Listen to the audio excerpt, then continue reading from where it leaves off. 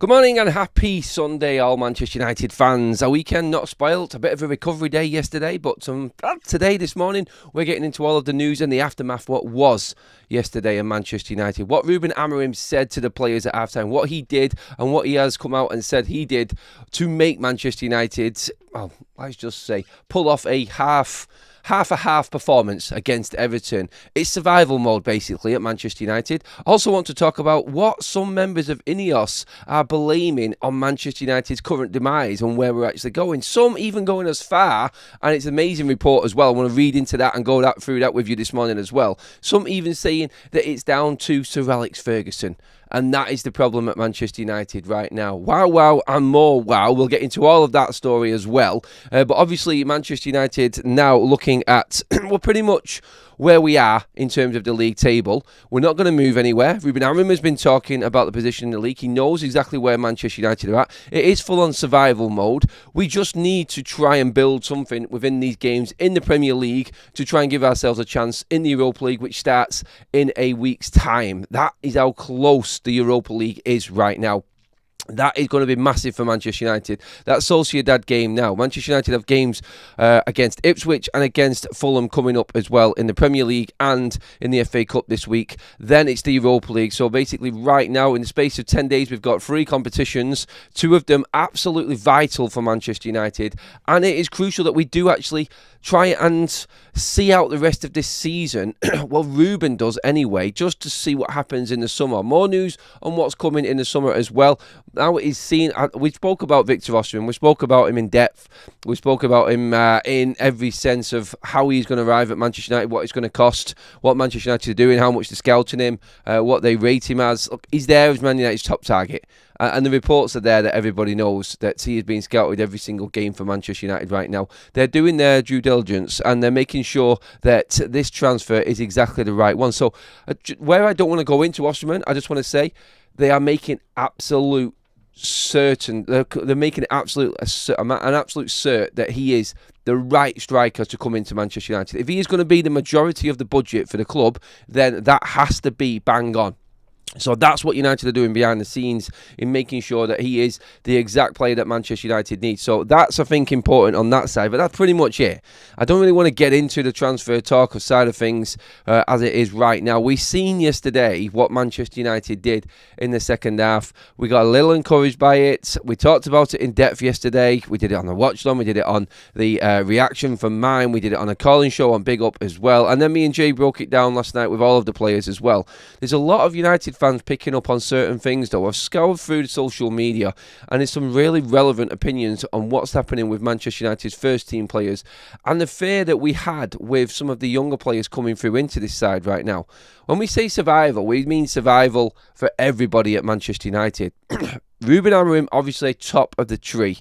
He needs to survive so Manchester United can see what he can do with the right players and the right backing. We know all of this, but what he's fighting against is the other side of survival. He's fighting against the player side of survival and them not wanting to make a mistake, them not wanting to take a risk, them not wanting to be blamed for the next problem at Manchester United or the next issue that's happened within a game.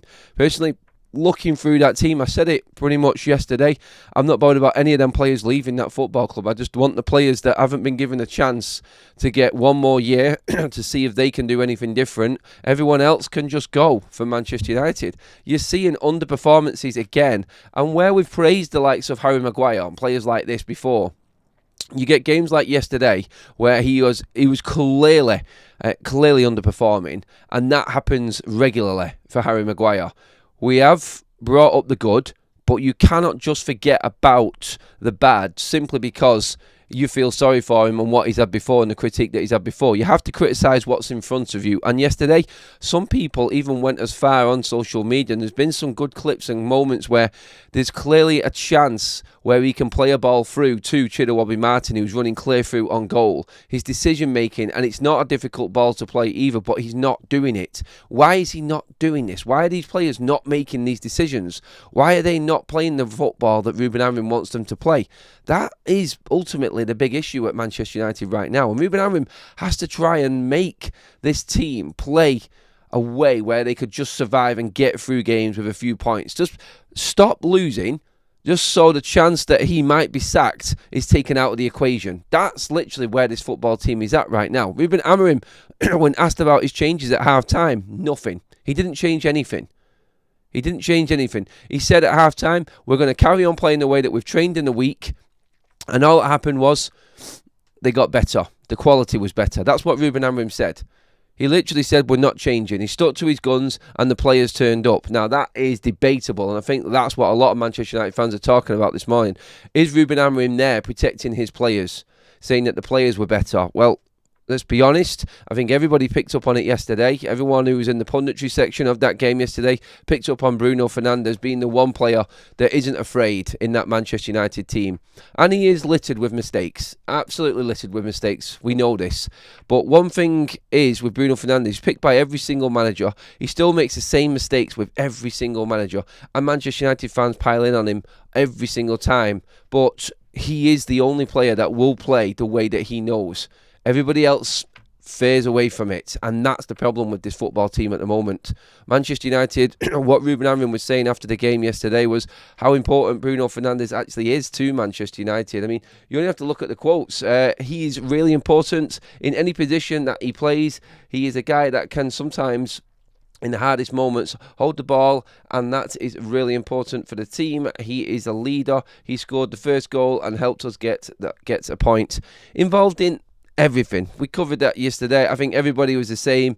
Hard to pick up on what was right and what was wrong with with Bruno Fernandes yesterday to sort of like balance it out and give him an actual mark. But all in all, Bruno Fernandes was very, very, very impactful yesterday in that game. And it's players like that, I think, that are going to save Ruben Amorim's job. That's it. It's survival till the end of the season, and then that's it. It's crunch time. Ruben Amorim will stay, Ruben Amorim will go. If this is the same, say 2 or 3 months into the season, and the football's the same as it is now, there's no consistency, there's no style, there's no rhythm or rhyme within Manchester United's play, then Ruben Amorim will be sacked. It's as simple as that. And all the United fans that are going on him right now saying he is just a one-trick pony, worst manager we've seen in the Premier League, they'll get their way. They will. But let's be honest, he hasn't been given as clear a pathway as any of the other managers before him at Manchester United. So he is going to get to the end of the season unless it continues to be catastrophic and United end up fighting out that relegation battle. Now, the results went our way yesterday. We are nowhere near the relegation zone and we will survive. What position we finish in the league, I think, is completely irrelevant right now as long as Manchester United don't get relegated. That is literally where we are at with this Manchester United side right now. And that, I think, is the state of play. That's the survival mode. Survival is staying up and then going again next season. And what INEOS do in the summer, well, we will see, won't we? Like we've talked about with the transfers plenty on every single show. We don't know what they're going to do. We don't know how they're going to approach it with the money that we've actually got because we haven't got a lot of money.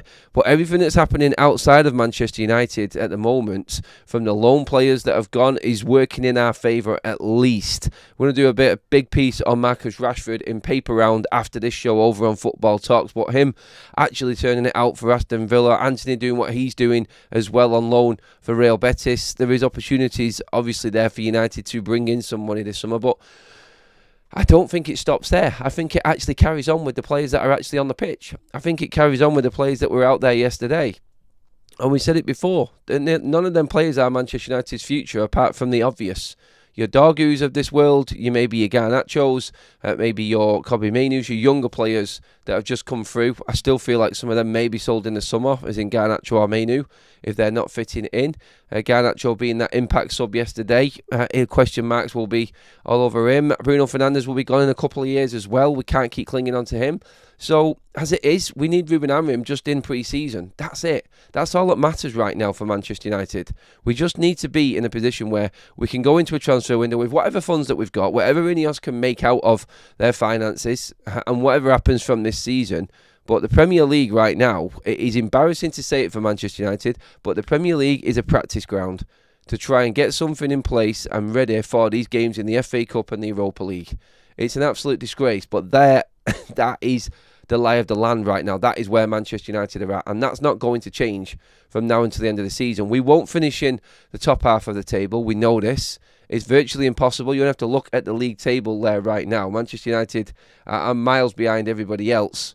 I mean, you've got Crystal Palace now playing decent football. Spurs have turned the corner as well. Brighton are winning. Brentford are winning. Fulham are doing okay. All of them teams ahead of us. We're not going to be able to take over them teams. We're not going to be able to get past them teams. It's going to be virtually impossible for United to move from where we're at. So that's the state of play for the Premier League. It is basically about surviving and getting some players into form for these other cup competitions that we're in right now. Sociedad at the start of March is massive for United. It is an absolutely huge game of football for us, and I feel like this is the only play that we've got left this season, and this is the only hope for Manchester United this season. I'm going to quickly get into the comment section. Good morning, everybody. Welcome along. Hope you're doing fantastically well on this Sunday morning. Get all of your comments in. Please make sure you like the video as well. Make sure that you have subscribed to Forever United TV if you're tuning in for the first time. We're after that 75k mark. We're not far away. We're creeping up to 74 now. Only, what are we, 84 away from 74k. Let's keep it going, everybody. Andrew Short, I hate having to forward my ticket normally, but I have resales on Wednesday, rehearsals on Wednesday, before the show on Saturday. I can't miss out on going to the Ipswich game, and I'm sorry, no. That's all right, mate. Don't you worry. United are fortunate that the three promoted clubs this season are poor. Rob, you are dead right with that one. We are fortunate that there are three really poor teams in this league this season. Mr. Potus 5000, irrelevant where we finish in the league. Yes, it is. Where with is that supposed to say we? Where we finish in the league is the most important piece every year. It is every year, but not this year, mate. That's why it's different. Let's be honest, it's not going to get us into Europe. That's what we're looking at. The most important trophy right now is the Europa League. That's it. Manchester United won't move. We are 26 games into a season, and we are still stuck in exactly the same position as we was before. It's not going to change. We have to accept where we are. Unfortunately for Manchester United fans, it's embarrassing, yes, and we have to deal with it, yes, but that is the way it is right now. We have to look to the Europa League. The Europa League, if we win it, will bring Manchester United a total of £35 million this season. There's nothing we can do in the Premier League right now or move to a certain position. Even if we get into the top half of the table, it's going to bring us anywhere near that money. 35 million plus the riches of the Champions League next season, and then starting again in the summer is huge for Manchester United. The Premier League is done. It's over. We are using it as a practice ground, and I feel disgusting saying that. I really do. But they're the facts. That's what is happening now. United are just not good enough to take the teams in front of them. We are competing with the likes of West Ham, Wolves, Ipswich, Leicester and Southampton in that bottom half of the table. They're our level. That's it. We've been absolutely humiliated by the likes of Crystal Palace, by the likes of Spurs, by Brighton. All of these teams ahead of us. We've got Fulham at weekend in the FA Cup. That game is more important. Manchester United winning the FA Cup or the Europa League is all that matters this season right now. Survival is done. We're going to stay in the Premier League. What I mean by survival as well, and this is, we cannot keep losing games. We have to win games and we have to stand up, but it's not going to change in the league. We can't get to where we need to get to in the league. Yes, we want to win these games and move up the table, and that will naturally do it if we start winning a few more games in the league. But we just need to stop losing games so Ruben Amorim survives so we can get into this summer. That's all it is. That's where Manchester United are at right now. And it's embarrassing. I know it is. I hate saying it. I hate talking like this. You know what I said. You know that I wanted this team to make top four. And I was laughed at, and quite rightly so, because this team has proved me wrong. I'm sick of backing these players. I'm sick of trying to get behind these players and say there's something that they're not. They have lost my support. I will support them on the day and in the game. But in terms of backing them in arguments and debates and shows and everything like that, what we do here on YouTube after the game, they can forget it. No, they've proved to me, and they've proved to every single Manchester United fan, that they are not fit to wear that shirt. They cannot bring themselves to go to another level. They haven't got it in them. Year after year after year. I want the players that have just come in to get their extra year. I want them to actually survive the rest of this season so we can see under Ruben Amorim and new players coming in what we can do. He is standing by his guns, and these players are falling away one by one under the pressure. And I've got a good piece to actually talk about when it comes to the show with the paper round next and what's happening with players that have left Manchester United as well. But this is the state of play with United right now. And I get what people are saying. You can't say that, Adam. No, I can't. I can't say it. I shouldn't be saying that. But we are. Because that's the normal conversation right now. This is how far we've dropped. Yesterday was one of the worst performances in my 60 years watching Manchester United. Disgraceful, all of them. Dorgu was the best. Bruno lost possession 8 times. The best player yesterday was Ruben Amorim. Yeah, Ruben Amorim probably got more steps in on that sideline than a few of them players as well. But like he said, Ruben Amorim is bigging up the likes of Bruno Fernandes, I feel. But I do believe that Ruben Amorim knows that Bruno Fernandes isn't the future of Manchester United as well at the same time. The importance of him is Bruno is brave enough to take on that risk. He isn't afraid of the criticism. That's just his game. If we had 10 Bruno Fernandeses in this Manchester United side, we would be challenging at the top. We would be challenging for the league. Everybody knows it. You don't want to say it because people who have already criticised Bruno Fernandes don't want to go back on it. But you can't take away what Bruno Fernandes is to Manchester United, which is that one player that hasn't fallen away and has stopped hiding, that has started hiding away from his natural game. His natural game is risk-reward football. In the Sir Alex Ferguson side, Bruno Fernandes would have thrived. He would have been that player that he went to every single week. And I know a lot of you are saying I'm talking absolute garbage right now. And Bruno Fernandes is the letdown. Look, how do you, in a season which is United's worst ever goal output season, Manchester United have scored less goals in this season in all competitions than any before, and Bruno Fernandes has still got 22 goal involvements in the season. He's still there fighting, and that's something that you cannot say about many other players in this Manchester United side. We are finding out the real weak players right now, and you know what? You can't even really go in and criticise the players as such. They were brought into a club without being recruited. It's why I talked about the top of the show and why Manchester United are scouting and scouting and scouting Victor Osimhen. Now, before you would have looked at it, and Manchester United and everybody looking at Osimhen would have gone, what are we waiting for? He's an absolutely quality player. 24 involvements in 24 games this season already. He's done it at Napoli. He's done it in Turkey. He's done it in 2 different leagues now. Surely he's good enough. He's lethal. He's brilliant. Everyone wants him. But United are not going straight in on it. They're making sure they're scouting every single game. It has to be that. If they feel there is one minor doubt in Victor Osimhen coming in to Manchester United, it's off. You have to be 100% certain that he's going to fit into what your system is. We've not done this before, and this is the players that we've got right now. There's one player that's been brought in under Ruben Amorim, and he was the only one, and he stood out like a sore thumb yesterday, didn't he? Not meaning that he was bad. I couldn't think of anything else to say in that moment there then, but Patrick Dorgu stood out above everybody else yesterday in terms of his strength, in terms of his intensity, in terms of his drive in that game. He was a breath of fresh air, even in the midst of that first half horror show, which what it was. He was the one that stood out, and that was a United signing. That was a Ruben Amorim signing. That's the type of player that Manchester United need. Now, we've been looking at him for over a year, making sure. Ruben's come in. He's seen him on the list of players for Manchester United. We could have easily gone and got Alvaro Fernandez at a cheaper price, but we didn't, because the recruitment side of things is changing. We have to be 100%. And if Ruben says, look, you'd have had Nuno Mendes. That was the top target, 2 dear. Ruben's been told, no, we cannot get that player. He is off the books. We cannot afford him in the situation that we're in right now. These are the other players. And we've gone straight to Patrick Dorgu. He is the next best for Manchester United. And you know what? That's the type of player that I keep talking about. That's the player that Manchester United are probably going to be looking at this summer as well. And you know what?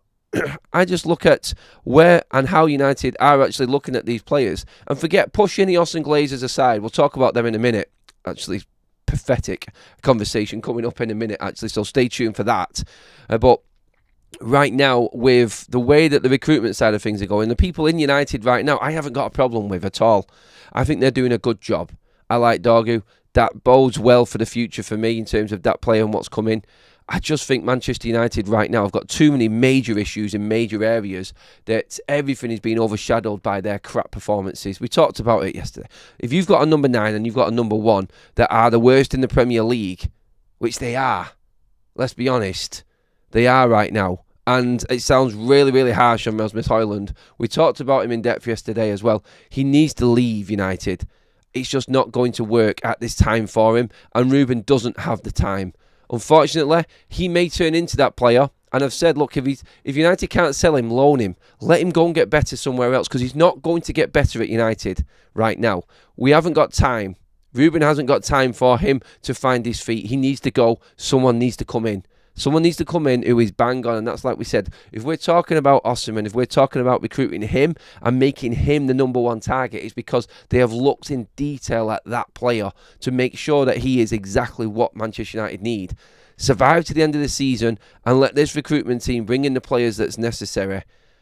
I mean, Chidowobby coming on yesterday, he showed some good moments for me. He got into some really good positions. Yeah, nervously miscontrolled the ball a couple of times, but you could probably forgive that in the heat of the moment there when United are scrambling to get a point or get back in the game, and Chidowobby is there and one of them players. Manchester United, I thought, with him on the pitch yesterday, I think he's shown some strength moments in that game which were really positive yesterday. Holding the ball up, passing the ball off. That 20 minutes will do him the absolute power of good in his development, I feel. There was a moment when he knew where I think Joshua Zirkzee was, and he flicked the header on to him. He just knew where he was and he moved the ball quickly.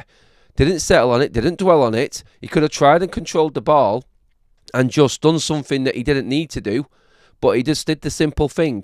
He was aware of his surroundings, he was aware of where Zirkzee was, he flicked the ball on with his head, he got into some great positions.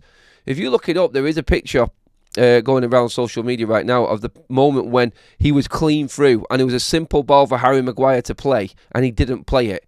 This is what I'm talking about. This is players being too afraid to play the difficult pass because they know they're going to get criticised now. That's the level of where we're at right now with this Man United team. They don't want to do the risky play because they're worried about what's coming their way in terms of the critique afterwards. They're playing scared, and that is there for everybody to see. Goals change confidence and moments, and there was only one player on that pitch yesterday who was willing to put himself on his body on the line for that team, and that was Bruno Fernandes. Whether you like him or not, love him or hate him, he's the one. And I said this yesterday, no one else is going to do what Bruno Fernandes did in that game yesterday. Bruno Fernandes literally earned a second free kick off the first free kick, because a lot of people don't forget, we had a free kick before the one he scored where he hit it and he got a handball. There was a handball in the wall. He literally forced the referee madly to give the second free kick, berated him right up to his face, making sure there was no other player around Manchester United that was asking for that. He got the second free kick. He's just willing to do them extra little things that make a difference. The tiny little things that you need to do in a game. Bruno Fernandes will do them. He's got that skulldog. He's got that horrible nature to him. But you know what? They're the players that want to win. They're the players that make the difference. And he did it yesterday. He nearly blew the game. Yeah, he did. It's stupidity. That's what's in his game. But one thing you cannot take away from him is his will to win and his bravery. That's what he has got. Even when he's playing bad, he'll still try and play that pass. And it's not the right time to play it. But in his head, he still wants to take that risk. He still wants to play that ball that might do something different. Harry Maguire was prime example of what everybody else on that pitch was doing yesterday that wasn't enough. He didn't want to play the slide through ball because he might have looked like an idiot trying to play it. That's what's going on, right? I can tell you that for nothing right now. These players are playing scared. Dorgu hasn't got stats outside of him yet. He hasn't gone down the road of years of underperforming at Manchester United, and the critique that's come a lot of the other players' way. He was showing signs. He was fearless. Garnacho, when he came on, fearless. He's a sub. The game's pretty much done. What's he got to lose? He's come on and he's gone, you know what, I'm just going to go at them. And he was direct and he was forceful and he played really well. Them players there, they're the ones that you're trying to hope. Garnacho is right on the edge at the moment. I still think he is a sub player. I think he is a player that's to come on off the bench and utilise that way. But the rest of them, it's nothing. Absolutely not. Honestly, I feel sorry for the likes of De Ligt and Mazraoui. I do. because they've only just come in, but they're all falling exactly the same way. Survive to the end of the season. Let's bring in a few more players that we know have been brought under Ruben Amorim that are going to play this system and force the rest into making sure that they fall in line, because right now it just seems like these players are still playing what they want to play. And Ruben Amorim's message at half-time yesterday was, we're going to carry on playing the way that we trained through the week. That's it. No matter what the scoreline, we're going to keep on playing that way. He said that in his post-match interview. That is how that's how we're going to operate. And Bruno Fernandes took it upon himself. In Ruben's words, he said we were better, we played with a bit more quality. Really? Bruno Fernandes made things happen. And then everyone else got a little bit more confidence in their game. Look, for instance, yesterday what happened with Dalot and how he had to invert, and it turned out to be Manuel Ugarte who was playing mainly on the right-hand side. It's poor. Dalot, honestly, this man, he just cannot handle what is going on at Manchester United under Ruben Amorim, and he's another one on the list. I don't want to go on too much about that because I want to move on to other stories as well. But you would have heard, actually, let's just get into a few more. You got Rose with a super chat there as well. Thank you. Keep your comments coming in, everybody. I'm just going to do a few more of them before I move on, actually. Give you your chance. Onana is the one player I push out immediately and take a loss on. He has to go. Dude is a clown in Dude is clown shoes. Yeah, I've said it all along. I called him out a long time ago. You're dead right. With him in goal, any system fails. Any system fails. Because he will be the one that lets you down in the big moment. He is one of them players that just melts. He has to be gone in the summer. Simple as. And when Altay Bayindir comes back fit, he has to be benched. And I think he will be benched. I don't think Ruben is for messing around. I think he'll praise the players in front of the cameras. But reality is, he knows that his job is on the line right now. And this survival side of things, this survival is Ruben Amorim getting through this season. And he won't be afraid to drop certain players. Yes, Onana can be that player. He'll train. He'll do whatever's necessary. He'll fall into line with Ruben Amorim. But look at Casemiro. Casemiro's given his chance yesterday. Disgrace. I honestly, that is a man that this team is having to carry right now. On that pitch yesterday, I will say it, because everyone else was trying. Everyone else, for me, was trying to do things to an average level, let's just say. But 3 players, so we actually know 4, I think. And Manchester United carried 4 players yesterday. And these are the main issues at the club. We had Rasmus Højlund, we had Diogo Dalot, we had Casemiro, and we had Andre Onana. You can bring other players into the game as much as you want, but them 4 players, that is the spine of your side, completely failing yesterday. Casemiro, non-existent. Onana, he might as well not been in net. We've had a better chance of winning that game with no keeper. Højlund offers nothing at all. He cannot get into this system. Not all his fault, like we said, but that's the reality right now. We cannot carry any more players. You have to do more when you've got the ball. He doesn't do it. Simple. And Diogo Dalot, him inverting yesterday and coming in, honestly, for me, tells you everything you need to know. That he just cannot handle the position at right wing back or left wing back. He is not good enough to play that role. I don't know where Dalot fits. I really don't. Because if United do go out and get Quenda in the summer, or go out and get another right-sided wing back or someone on that side, then Dalot does not start anymore. And then you have to make a decision. Is he worth keeping around as a squad player? Or do you bring a youth player in and use the money that Dalot has got in him and sell him on as well? They're the big decisions that need to happen right now at Manchester United. And you just hope that there is someone up there in United's hierarchy that is looking at this as well, because where Ruben Amorim is playing, he's playing him because there's nobody else. He's playing Dalot because he's the only one that will put that effort in. He's the only one that will show signs of wanting to do it. But in games, he cannot handle what it is being in them positions. And that is where Ruben has to be ruthless, and I think he will be. Dalot, Casemiro, Onana, Højlund, you're literally losing 4 men. You're carrying 4 players. At this level, you cannot afford to have that in your side. It's as simple as that. Otherwise, you are going to be where you are right now, which is fighting relegation.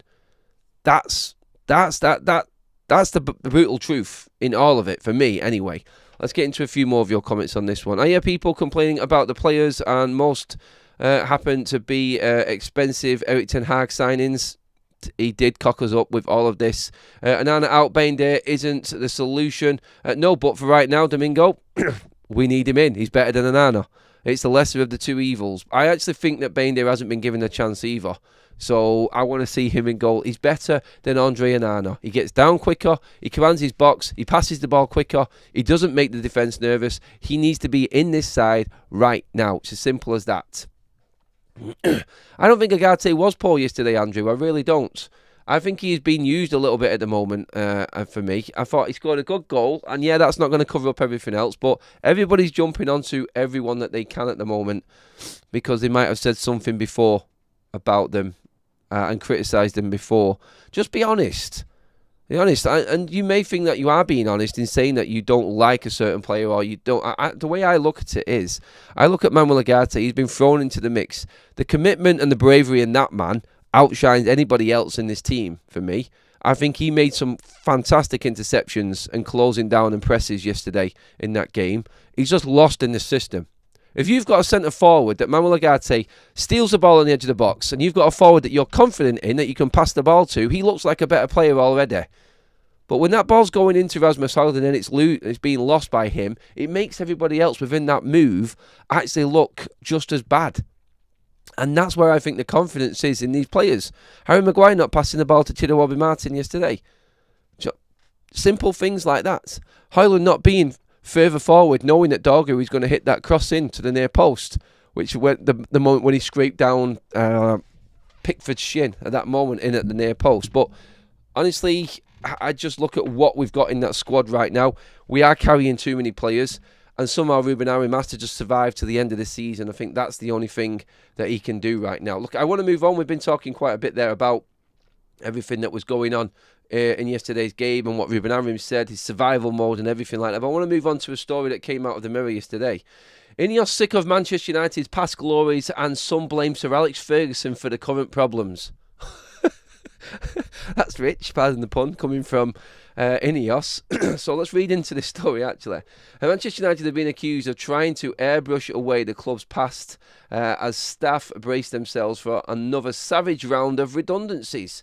Employees have been summoned to a meeting that will take place at Old Trafford on Monday and are expecting to be told that up to 200 more jobs are set to be slashed from the payroll. It is only 7 months since new owner Stephen Radcliffe's INEOS group laid off 250 staff members. But United's latest financial results painted a picture of the club in crisis. The situation so grim that the executive opted against staging the recent FA Youth Cup tie against Chelsea at Old Trafford because they would have £8,000. They would have £8,000. Cost them £8,000 by moving the fixture to a nearby Lee Sports Village. Oh God, I didn't know about that one.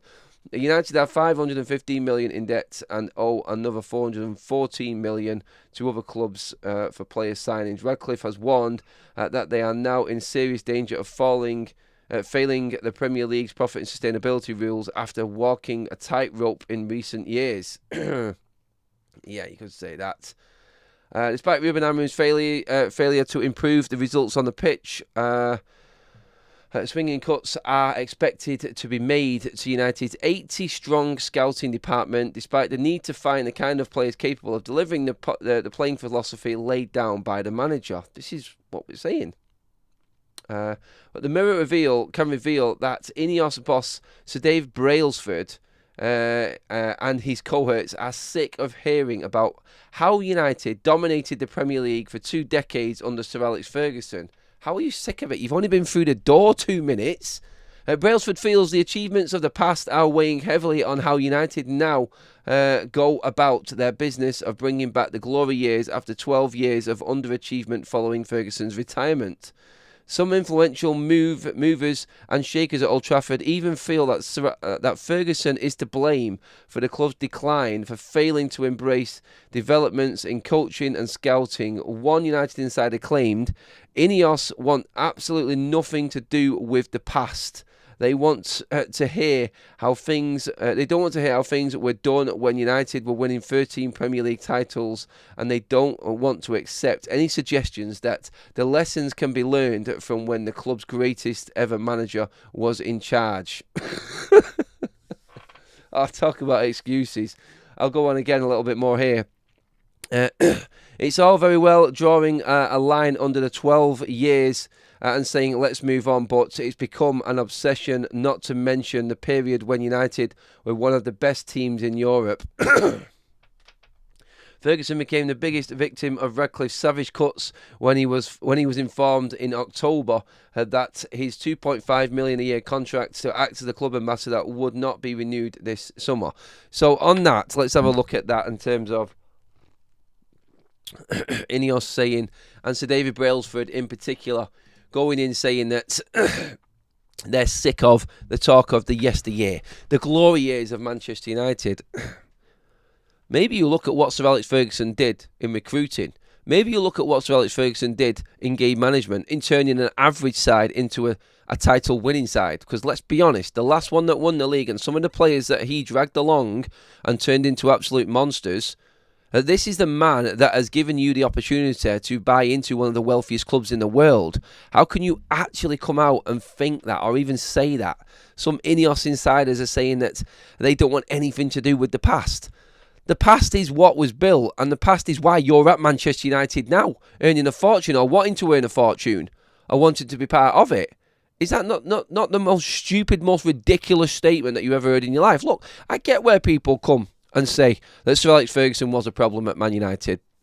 I think he did leave United in the lurch. I think he did cover up a lot of the issues with the Glazers. He did, and I understand that argument, and a lot of people do actually hold that to Sir Alex Ferguson. I know they do for certain. And some people actually don't and won't forgive Sir Alex on that. But you cannot come into Manchester United, be through the door 2 minutes and then come out with statements like this. In trying to turn this fan base, you're going to have a go at one of the biggest legends of this football club. Seriously? I honestly, right, they're going and they're barking up the wrong tree right now, INEOS. I cannot believe this has even come out. So Dave Brailsford, honestly, let's be fair. When it comes to sport, you've done well in your sports science side of things, but stay in your lane, mate. Stay in your lane. Don't even try going into Manchester United's history to back up what the issue is at this football club right now. You have caused problems yourself right now, which everyone can see has happened over the last 18 months while you have been in charge of Manchester United. Let's be honest. It's nothing to do with what happened before. That, for me, is one of the biggest excuses. That, for me, is a setup in INEOS that are looking to try and deflect away from their failings right now. That is absolutely pathetic. It really is. I laugh at that when I see stories like that. And I'll say it again, like there is relevance in the argument about what Sir Alex did and how he left United and how this club was after he left. Like his brilliance covered up so much bad at this club, and that cannot be denied. That is there. United right now are in a position where everything that Sir Alex Ferguson created and everyone trying to match what he did, and United just trying to run like it was before without putting in a new structure in place, the last decade has got United where we are now. And Sir Alex did play a part in that at first. He did. I understand that. But you cannot go in and say that. As an ownership model of Manchester United, coming in and statements like that coming out of and being reported and leaked out that they're sick of people talking about the past of Manchester United. The past has put you in this position where you are now. That's ridiculous. That is absolutely embarrassing to come out from INEOS, that. And you're not going to get any Manchester United fan backing you on that one. The argument with Sir Alex Ferguson, what he did and what the fans have got with him in terms of how he covered up what the Glazers did, is completely different to what INEOS are saying right now. Leave the past alone, yes. Don't be coming out and criticising it, though. And don't come out and say that you're sick of people talking about what Manchester United used to be. You're charging the prices to the fans for the type of football that we should be expecting to see that was in Sir Alex Ferguson's era. We're paying top dollar to watch crap right now. You've got one man coming out of this ownership model in Sir Jim Radcliffe who has said that Manchester United need to be paying the same prices as Fulham, comparing United to Fulham. And then you've got one part of it, another knight of the round table, I might add, in Sir Brailsford, coming out and saying that he's sick to death of hearing about Manchester United's glory years. Like I said before, get back in your lane. Stick to your sports science. Do what you can do, Sir Dave Brailsford, that's going to help Manchester United in what you know. You know nothing about football, mate. It's as simple as that. You know nothing of the history of Manchester United either. So let's not even go there. Honestly. I hate excuses. And that for me is the biggest one. Sean M, super chat. Thank you, buddy. Manager has inherited a goalie that can't save, a squad that can't score, and the club that can't spend. Good luck, Ruben Amorim. Yeah, good comment there. Thanks for the super chat, mate.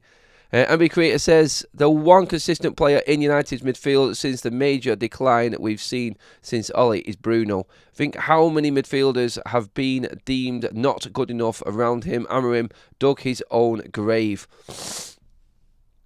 In what? Taking the job? Probably. How can a club be so deep in debt and yet refuse to be sold? Because they're still making their little... And a lot of it is power. A lot of it is power with INEOS as well. They just want to be known as Manchester United's owners. They want to be known as the actual powerhouse behind Manchester United. And do you know what? I think they take some form... I think the Glazers take some form of kick out of knowing that they own Manchester United without spending a penny. They have earned billions. And that is now true because... they have just sold shares of Manchester United to INEOS. How has it come about that they pay nothing, absolutely nothing, and are able to sell part of that club for billions? Like, honestly, an absolute masterclass in business, but at the expense of Manchester United. It is. It is all about, I think, power. It is all about that actual the prestigious title of actually owning Manchester United. And I think they take a kick out of it as well. Like, look how bad we're doing, but look how much we're still worth. I think they do. I think that's how savage they are.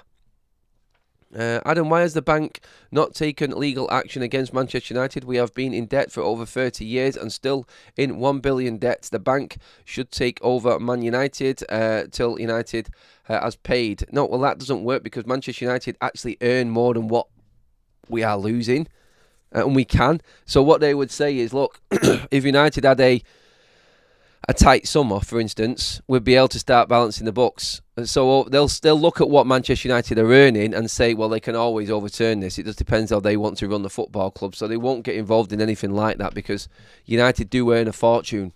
And if they start playing better again, they are a safe bet, Manchester United. That's the thing. They'll look at the appeal abroad. They'll look at what Manchester United can bring in. All of a sudden this summer, Manchester United can bring in 8 million from going to Malaysia on a tour. They'll earn a little bit more from that Premier League. What's it called again? That Premier League, little mini Super League or whatever they're doing at the end of the season. I can't remember the name of it now, but you've got that. You've got the pre-season tour, which will come up as well. United will probably earn about 20 million just for playing football this pre-season. And that's the power of United. If and when, not if actually, they bump the season ticket prices up and everyone's paying more and United are actually turning over more. The prices of food in Old Trafford, the prices of tickets are going up next season. Everything will go up next season. We will be earning a lot more. Then they'll just look at that and go, look, United are turning over this amount of money again. And that's where they'll get away with it because of how much this club actually makes. And they won't be able to move them on. Shawboy says, it's time the fan base did something extraordinary and stand up and make a point. Maybe take their seats and leave at the kickoff/whistle. But this won't happen, unfortunately. We all moan about it now. Do you go, Shawboy? Do you go to the games? I'm just trying to because I feel like people are picking out on fans like me. It's time Manchester United fans took a stand. So, really, this whole fan base is having a go at the 70-odd thousand that go to the games at Old Trafford. We're the ones that need to make a stand while everyone else sits back and does nothing. Is that where it's going? Is there actually people that actually do go to the stadium? Look, I'm not having a go at everyone here. I'm just asking everyone to be honest. It's all right for people to come out and call me out for not going to games. Stop going to the games. Look, I make a balanced argument every time I do a show on everything. I know that if I leave my seats, if I give up my season ticket, someone else will come in and spend more money. And then everyone else will start saying, well, you're the problem again because you did leave Manchester United. Let's not forget, Manchester United want us out. And I will walk out of the stadium against Arsenal. I won't be at the Arsenal game. I've made that clear. but I'll be stood outside the stadium, and I guarantee you there's 73,000 fans still in that fucking stadium, and people will still be having a go at me and other fans. They will be. I guarantee it. When I look back at the pictures after I'm not in that stadium against Arsenal, and I look back on TV, that stadium will still be full. The protesters that will walk up to Matt Busby Way will still go in that stadium. They will. And they'll still watch the game. And then let's see what happens past that. It has to be. And this is what we're saying. We're saying we'll do it. We'll do it. But what about everybody else? Is everybody else going to do it? Because let's be honest. If it's 1,000 people, it means nothing. If it's 2,000 people, still means nothing. It has to be 10 to 20,000 Man United fans who are not in that stadium against Arsenal. That's what it has to be. Nothing else will make a difference. Protests will do nothing. Absolutely nothing. I've seen people at them protests with megastore bags in their hand, shouting and chanting with everybody else, pyros in the air, and megastore bag in their hand. What's the point in that? Going slagging off the ownership, but then feeding money to them, making sure that they've bought their merchandise at the shop. Honestly, sometimes that absolutely riles me. It boils my piss, honestly. Intep Shawboy has just come back on that. I'm not having a go, and yes, I haven't been since the 90s. It's hard, but what's happening wouldn't be tolerated at some of the European clubs. You are right. It has to be an extraordinarily big. Sorry. Extraordinarily big. That's the word. Go get it out, Adam. But that for me is where this issue is. People are still going to go to the stadium. It doesn't matter. It doesn't matter. If you've got a hardcore 20,000 that are not going to be in that stadium against Arsenal, it will make a mark. It will. I will. If other people are doing it, I will do it. I've said this now. I've said it on there. There's no turning back for me. You won't see me in the stadium. If I commit to it, I commit to it. I'll do it. But are 20,000 others going to do it as well? Because that's the only way that this works. And it's all right, people shouting it off. I'm not saying you are, mate, at all. But this is what I get, and this is the hate that I get as well. It's like, you're the problem. You're the issue. The match-going fans are the problem.